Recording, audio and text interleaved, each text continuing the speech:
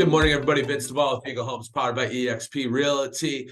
I am here with nobody. As you can see, Mr. Brad Brewer is vacant right now, but that's okay.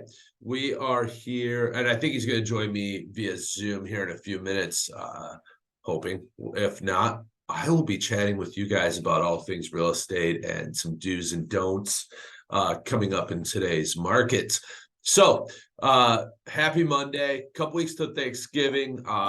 Hopefully everyone is, if not purchased their turkey or is in the process of getting their turkey, because let me tell you, thawing out your turkey is it's a chore. So if Brad Brewer, look who's joining us right now. For those that are on, Brad Brewer is joining us. Welcome, Mr. Brewer. Hi, sexy. Can't hear Brad, but he's at home right now. Maybe he's muted or his audio is just not working. But he says 1 second.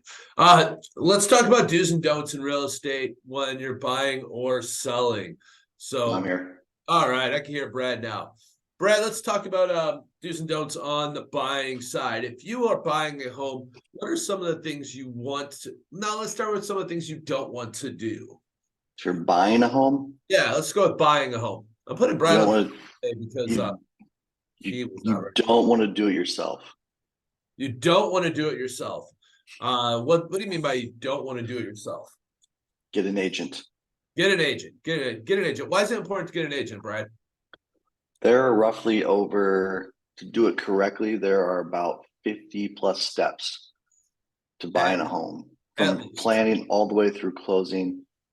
Realtors and their teams, we have a team, of course, are there to, they do this every day. So a really well organized, good agent and their team are going to be able to understand all the various different processes and little nuances too, because not every deal is the same. You could have some regular things like your home inspections and things like that, of course, but every transaction, every sale, every purchase seems to have its own little nuances. So let's just get that right out of the way and say, get an agent. Yeah. And also keep in mind, agents know how to read that contract, fill out that contract, everything from start to finish. So that, not only is it important that there's all those steps, but they know how to manage the process from start to finish. I'm going to say another do not do, is, don't start going to look for homes until you're pre-approved. In today's market, getting pre-approved is essential, because I can tell you right now, over the last year, I've probably worked with a handful of buyers that were either not pre-approved or were not truthfully honest with their lender on what their debt was, for example, or what their spouse's debt was or is. So it's very important that you get that pre-approval process done ahead of time, so that when you do find that house you fall in love with, absolutely, you're ready to buy. You're ready to write that offer, because debt to income, it plays a huge factor on all different types of lending, from FHA to conventional to VA loans, things like that. Plays a role in how much you have to put down versus how much you can borrow and so forth. So, what's another do not do out there when you're buying a home, Brad? Do not do. Could I have a small caveat or question to you on your? I agree. I think with your don't go see a home if you're not pre-approved in person, because I think you can tease yourself, kind of get your hopes up, end up wanting more than maybe you can afford, or it can work the opposite too. But what about going to open houses before you're pre-approved, just to kind of see what's out there? Or would you say just stick to online? What's your advice? Hey, you know what? I don't think it hurts to walk through open houses. I still think you need to have that pre-approval process in hand, more so that you can, so that you're prepared. But I think it's a good idea to start figuring out what you really want versus need by seeing open houses. I don't think there's anything wrong with that. But also, don't be afraid to ask an agent to start showing you homes early on. I mean, we still would love that pre-approval in hand. But one of the things I think I've had in the last year or so, even a couple of years, is buyers understand how busy our market is right now, and they feel like, and this is, some of the buyers I've worked with, they feel like as you are showing them more and more homes, that they are wasting your time. And in my eyes, that's not a waste of time. That is allowing us to figure out exactly what you want versus what you need. So I think it's very important to see as many homes as you can that fit the criteria. I mean, let's not go look at $1 million homes if you're only approved for 300,000, right? Let's be realistic in what we're looking at. But Absolutely. if you really want a 2-acre property, well, your budget may not warrant that. Let's go look at a 1-acre property, even though it might check a lot of the boxes inside the house or around the house.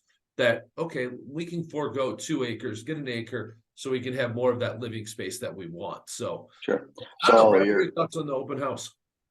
I 100% agree. I'm actually, if I have a client that is further out, let's say in the next year, whatever, Yeah, I'll tell them, if you see some open houses, go ahead and go see some open houses. Start to get an understanding of what you like and don't like in a homes, because this will go into the don't that you just asked me to comment on. Because my next don't would be, don't have a massive list of must-haves. Do categorizing. Do like, I absolutely want this, even I absolutely don't want this. But then really just have a list of things that you have preferences, non-preferences, and then be ready to, or really just understand that you're not going to get everything. right. You will never buy the perfect home, as far as like probably perfect. I can tell you right now, my parents have built 2 houses. They had a long list after the first one of, man, I wish we would have done this. I would have done this different. The list was shorter after the second one, but it was still there. Yeah, I would have done this different. I would have done this. You'll never build a perfect home. You'll never buy the perfect home. You'll hear the phrase, "Oh, this home is perfect for us." Okay, that can be, but I guarantee there's going to be some things in there like, "Oh, I wish my home had this or this." Now, can you do it? Sure, right. but again, then you got to prioritize. So don't have these massive, like, if this doesn't have all of this, I'm not buying it, because that's honestly, it's silly. Yep. Yeah. And I think for a husband, wife, right? So a couple, or, boyfriend, girlfriend, fiance, whoever's buying together, make sure you guys talk about what your needs and wants are. Make sure that list is compiled together and it's realistic. Yeah. And then share that list with your agent. Be sure that we fully understand what that list is, so we can, either bring you back down to realization and help you, say, okay, for your budget, you're not getting 10 acres. I'm sorry, $300,000 isn't going to buy you a 3,000 square foot 3-acre home today. So our job is to have those tough conversations with you about what you're buying today. What's another do not do? Or are we use? I would say another one is, it's a maybe do not. Just Okay, because I like it can um don't bring parents if you do. If you're a first time home buyer, honestly, don't bring your parents.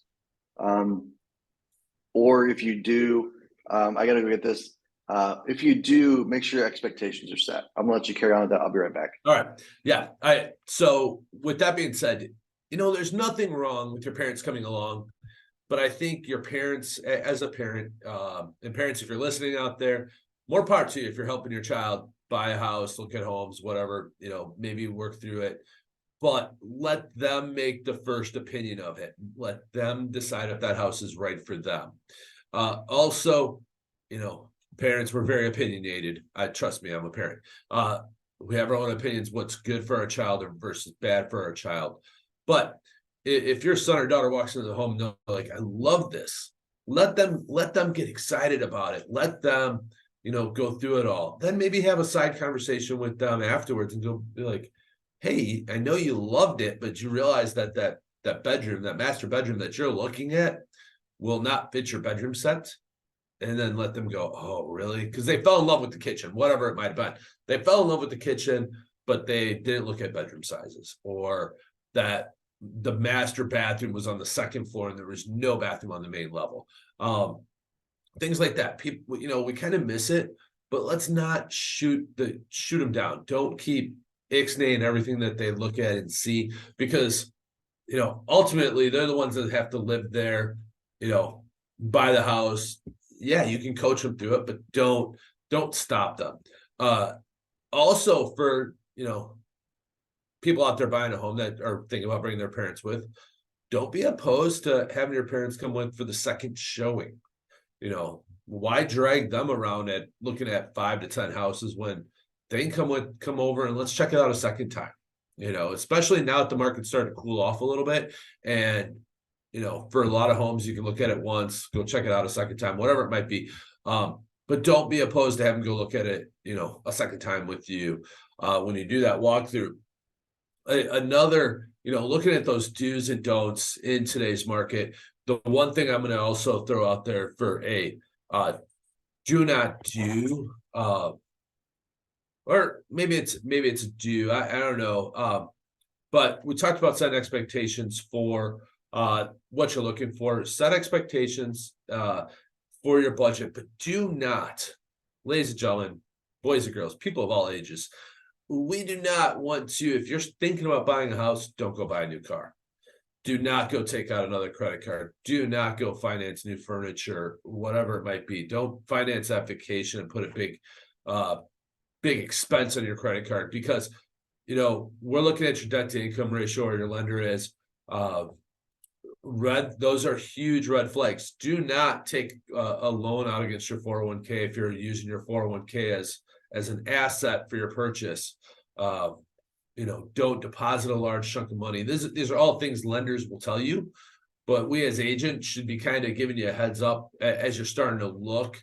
And maybe you just did an online pre-approval process and you haven't really talked to that lender yet, or you found, you looked online, you said, oh, XYZ mortgage company can give me a 6.5% today.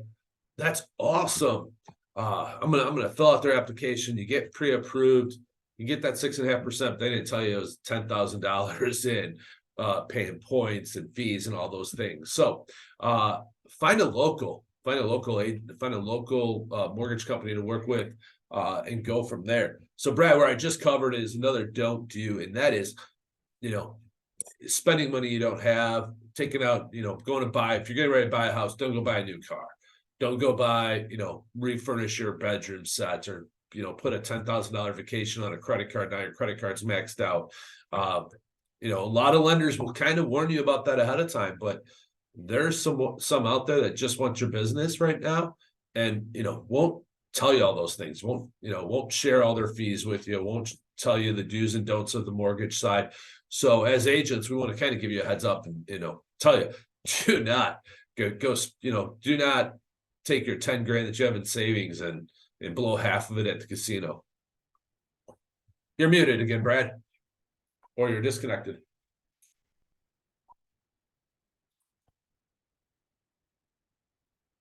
Maybe not. Yeah. No. Yeah, I know. Still can't hear you, buddy. Yeah, I know. It's weird. As for the dues on the buying side, we'll let Brad figure out how to get connected again. Might have to reset his earbuds. As for the dues on the buying side, Brad talked about it earlier. Do you work with an agent? Are you connected, Brad? Can you hear me? Yep, can now. Okay. You work with an agent, that's number one thing. Be realistic about your search criteria. Look at as many homes as you're comfortable looking at. And be ready to pull that trigger, make a decision. Sleeping on a house. And I think sometimes, Brad, correct me if I'm wrong, especially for first-time home buyers, when they miss out on 1, 2, 3 homes, they start believing that, hey, we need to at least write an offer to get invested in this house and get this house on the radar for us. Oh yeah, absolutely. And then I want to go back. Sorry, I had a one track mind here this morning. No, you're good. Go for it. I want to go back to that lender piece. So just like us, lenders do have a very good list of things to do. They'll also, and I love how you said it, a good lender will tell you all the things to do not do. But I always tell people just be on the cautious side. No purchases or no overusing of your credit card without talking to your lender first. Don't even move money around, because when you move money, if you move money from accounts the wrong way, your lender may have different instructions for that, or may not. They have to record it a certain way. Like, Yep. people like, well, like your deposit is under your mattress. Well, you've got to get that into an account a certain way. You just can't show up with money that's come from under your mattress to closing. So those are all little things that lenders do. So don't do anything, especially if a significant financial matter, Right. without talking to your agent Well, and I would also or say, your lender. yeah, I would also say if you have doubts in what you're about to do, reach out to, your agent or your lender. Because I could tell you experience earlier in the year, we had a buyer that the lender's assistant said cash in your 401k. The lender said don't. Boy, it caused a lot of issues with that purchase. Lender ended up eating the cost to get them financed at a lower rate. But if you have doubts, ask the question. And if they tell you yes, then that go for it. So Absolutely. any other do's or don'ts in the buying process? And we'll go into the do's and don'ts on the selling side real quick. No, I think that's a good list. I mean, there's always little things. Again, I'll always reference number one. That's what we're there for. That's Right. part of what we're there for. Is especially with our first time home buyers, we really try to talk about the do's and don'ts as the process comes along. So just really rely on your lender for advice on how to move and do things financially, and to us agents to a degree as well. And then the whole process, just ask your agent what's next. We try to stay ahead of it, but sometimes things pop up, and it's there's so many variables, like I said, with how each transaction could be a little bit different, that we try to think, oh, well, this can happen, but that can also confuse the buyer. So just rely on your agent and work with your agent, ask your agent questions throughout the process. So Yeah, I love it. All right, let's talk about the selling side of things. What are some of the tips? And tip number one all the time is find an agent, doing a FSBO. I mean, from the selling side, when Brad said there is 50 steps on buying side, there is probably twice as many on the selling side. Okay. And Brad can look at our sellers process and give us probably a better number on that, but there is probably double the amount of steps on the for sale by owner side. So number one step, do use an agent. Yes, you can try to FSBO it. Yes, you might have luck with it. Today's market definitely cooling off. Probably not as lucky as it was 2 years ago. But Brad, how many steps? Looks like you're looking. You're counting in your head. So we'll let him finish counting. But do use an agent. Not only are we an expert in the marketing side of things, we're expert in the contract and negotiation sides of things. We're also knowledgeable in what the market is doing right now. So, what homes are selling for, what, days on market is. When we walk your home, we can tell you what it, do's and don'ts inside your home. Do declutter this room that looks like a storage shed and turn it back into the bedroom it once was. So different do's and don'ts like that. Brad, how many steps we have? Just us. Just to get your property on the market, from before we even meet with you to getting your home just on the market and out there listed, is 32 steps. 32. Okay. So 32 different steps. I mean, in some of those steps, it's kind of crazy. Some of those steps are multiple steps, right? Like They are multiple steps, and there's multiple steps within some of those steps. So exactly. There's probably over 50, because within some there's multiple things you're doing. Yep. But just 32, we'll call it 32 action items, either your agent, you and your agent are doing before your home even hits the market. Right. And then there was over 10 from a market once it's just active and without an offer. And then there's probably another 30 some once your home gets under contract.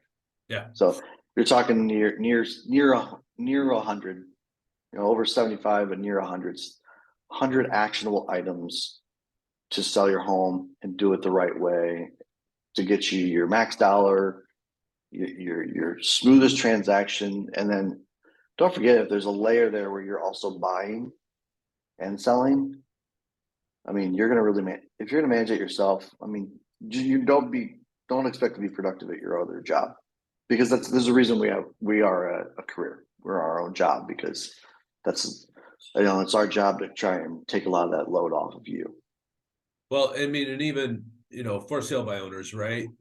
Talking about the simple things that the sellers don't think about if they're trying to sell it on their own, is fielding those phone calls of, hey, is your basement finished? Or, hey, when's the last time your roof's been updated? Right? Exactly. Like, just fielding those one-off phone calls, along with scheduling showings. Like, we want you to get showings in your property, and who do you think manages those calls, right?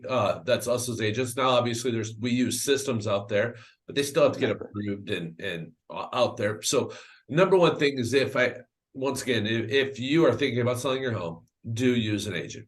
You could try for sale by owner. Now, if you are trying for sale by owner, I want to throw this caveat out there. We have a system for sale by owners. We also have a packet for sale by owners that will help walk them through those steps. So don't hesitate. If you're thinking about for sale by owner on your own, don't hesitate to reach out to us. We will give you some of the tools that will make your life a little easier, but won't take all the steps out. That you still will have to field those calls. You'll still have to schedule your photographer, or take your cell phone yourself, your choice.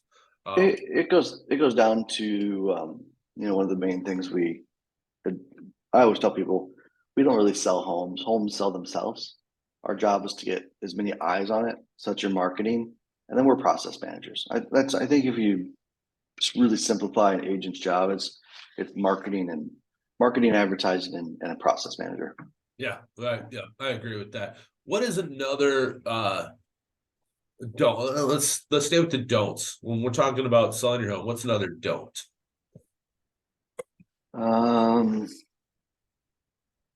I'll throw it. Go ahead. You got it. Some people think that don't completely empty your home. There's depersonalizing, but don't over depersonalize, because your furniture, some of your personal items. This is why when we go in and we talk staging, you don't have to professionally stage every home, but if you look at staging, when something is professionally staged, you see little knickknacks, decorations, wall hangings. I guess I might disagree with some other agents. I know some agents like take down all your personal pictures. I actually disagree with that. I think if you have some crazy collage going up a stairway, let's just minimize it. Yeah. But I think there's that personalization, because people don't act. About 3% of people, I don't know who does these statistics, but about 3% of people could take an empty room and visualize what it would look like with a bed in it, or couch, sofa, whatever the type of room it is. So you really want to take away that difficulty of someone trying to envision what's going to go in this room. Show them the guesswork. Yeah, and that's, again, agents, and then we can recommend stagers too, because sometimes it's is it over furnished, but is it under furnished? Just where things are at. So I'd say don't. I've seen people go too far and they end up understaging it. Yeah, I agree. Another don't out there is don't overprice your home. Okay. I mean, unless there is substantial reason, like you are upside down and you need to get out, and this is the bottom dollar you can take, and we as agents come in and be like, yeah, you're overpriced. Trust us. We have the statistics. We can, do the same, very similar homework you can do. You can go to realtor.com and see what homes are sold for, but we have access to not just ones that were on the MLS, but ones that were FSBOs or added, whatnot. We also can look at a lot of the details and break down a lot of the details for you when we're pricing your home. So, square footage, ranch versus 2-story, basement versus no basement, 2-car garage versus no garage. We're taking all those into consideration when we're pricing your home. Finishings on the inside. You could be comparing yourself to a home built in 2022 that has granite countertops and all the perfect, all the high-end finishings to your house that was built in 1988 with laminate, old oak cabinets, peel and stick vinyl flooring, whatever it might be. So we're going to help you price your home accordingly to today's markets. So trust us on that. Yes, we'll listen to your thought process. We'll give you your opinion, but overpricing your house is only going to, make it worse for you. Now, our numbers are they always correct? No. Do they, they're going to get you showings, but your home itself is what's going to sell the house. Condition, location. We miss, and that's why we ask, it's nice being a part of a team. Even I'll even sometimes ask other agents, for your first couple showings after you list a house, hey, I'd really love your opinion. Would you list it this year? And actually, I usually like the agent whose buyer is not interested, because then they're going to give you, if they got an interested buyer, of course, they're going to say, well, no, it's, whatever. If I find an agent that's not, I'll actually ask their opinion. What do you think of the price? How did you feel about that? Since your buyer's not interested, and then the other spectrum I would go the opposite way too, is there's strategically pricing your home under market value to try and generate, multiple offers, but don't underprice your home too much. That can actually cause, other types of issues where you could ultimately really affect you and not get anywhere near the number you should in your home. Yep. No, and I've seen that with, you referenced, this kind of this old conversation of for sale by owner and things like that. And it's like, and I know there's some, and I appreciate that a lot of my friends that have tried to sell themselves have not asked me to. I think it's a little bit rude to get your professional realtor's opinion on price and not use them. Sorry, I'm gonna call that out a little bit, because that, that's an part of our expertise. That's part of why we study the market. So then just to take everything and then say, well, I'm just going to do it myself. Well, granted, it's such a small piece, but it is a critical piece.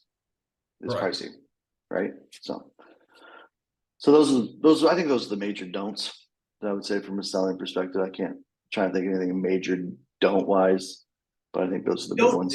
I'll throw another major don't out there when you're selling your home. Don't spend a lot of money on things that you don't need to spend it on in your home. So, if the carpet is fine, don't go and replace all the carpet. Maybe you give a flooring credit instead. Mm-hmm. That's really what you want to do, because, just because you're like, oh, I love carpet in my bedrooms, not everybody does. So why put in brand new carpet when a buyer could come in and be like, I'm ripping that out anyways. I want laminate flooring, or I want hardwood flooring in there. So don't go spending, talk to an agent, and find out where you're going to get your most bang for your buck.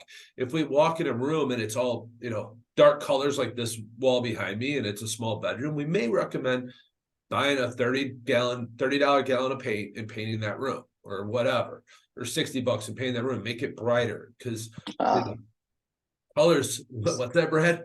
60. You're buying Sherwin-Williams then. Yeah, 60. Yeah. I mean, it is worth the extra money. It's a great quality paint. So no, I agree. But the point is, talk to us, find out where you should be spending your money versus not spending your money. Like, is really going in and putting a new countertops going to add that much value today, when you can either just price it right or give a credit, whatever it might be. But ask our opinion on what, repairs or upgrades you should be making to get you your most value for the house. With that being said, let's talk about a do that goes back hand in hand in that. Do make sure you make those small repairs. So if you have a light that's not working, let's get that fixed. Yeah, as simple as if you have a light bulb that's burnt out, get it changed. Because I know as an agent, if I walk in a room and I flip a switch and it doesn't work anything, the first thing in my head is, okay, do we have an electrical issue? Has this switch ever worked? What does it work, right? Exactly. Make those small repairs, clean things up a little bit, but make those small repairs, like outlet covers. As simple as it sounds, an outlet cover is what, 24 cents? If you're missing outlet covers, go to the hardware store, buy some outlet covers, get them put on, because as we walk the house and we not see an outlet cover was missing, we're like, okay, did they have a bad outlet? What's the issue there? Or let's say you had a patch of hole, get that hole painted. Don't leave it that drywall white, because people are like, okay, what Right. was the issue there, right? We want to eliminate those questions, even if it was, your kid threw a baseball and it hit the wall and put a big dent, and you just fixed it. Let's eliminate the questions that a buyer could have when selling your home. So Exactly. So, yeah, those are all good. I think those are all good don't do's. yeah. Any other do's for sellers besides hiring an agent? You could really say no, because again, just like we said on the buyer side, as far as like walking you through that process, Yep. we're going to walk you through the process. We're going to go through what to expect during showing. Make sure here's what to do for showings.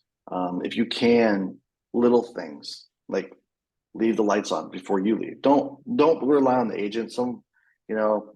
Sometimes we can, but sometimes if we're out on with clients on, if I'm doing one showing, yeah, I show up to the house early. I try to get all the lights on. Yep. So I'm not trying to flip on lights when they're there. But when you're out showing multiple houses, they're right behind you. You just don't have that time.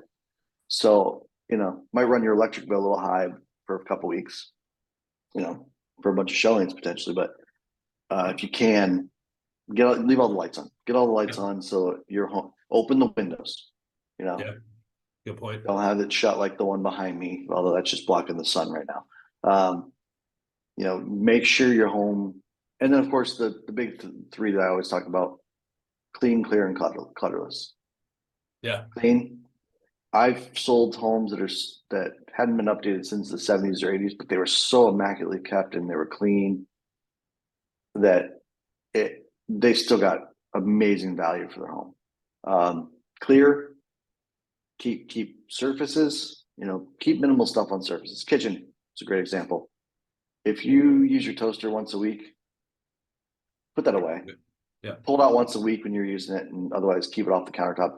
You want to make sure your countertops are visual countertops and things like floor.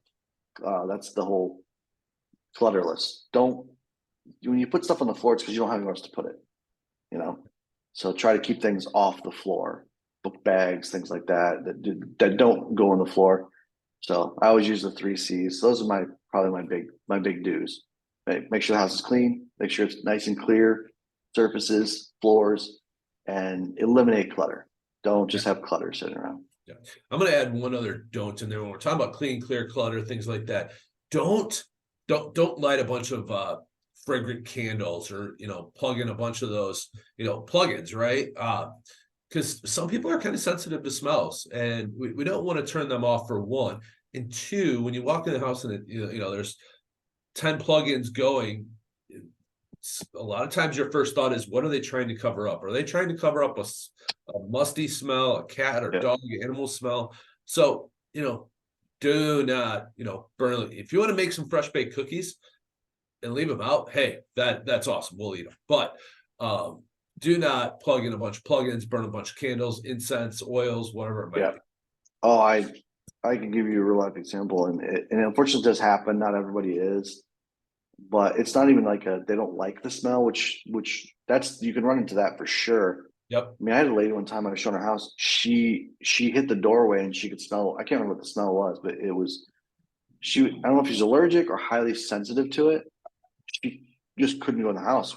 She ended up not seeing it. Her husband went in, but he's trying to give her the vision. I think it was the home that she might like, but she couldn't physically go in. Yeah. So just, and to your point, the other one is, it just feels like, are you masking something? Yeah. If you're gonna do anything, I guess some people do you always hear like, just get those pre-cut frozen cookies, cut them up, start like have the cookies just bake. That smells pretty common, but honestly, just go on the safe side. Hopefully your home just smells nice. So true. Anyways, we're we're in a little past our half an hour. So I'm Vince Devall with Eagle Homes, powered by eXp Realty, and I'm here with Brad Brewer. Thanks, guys. Thanks, everyone. Have a great week. We'll see everybody next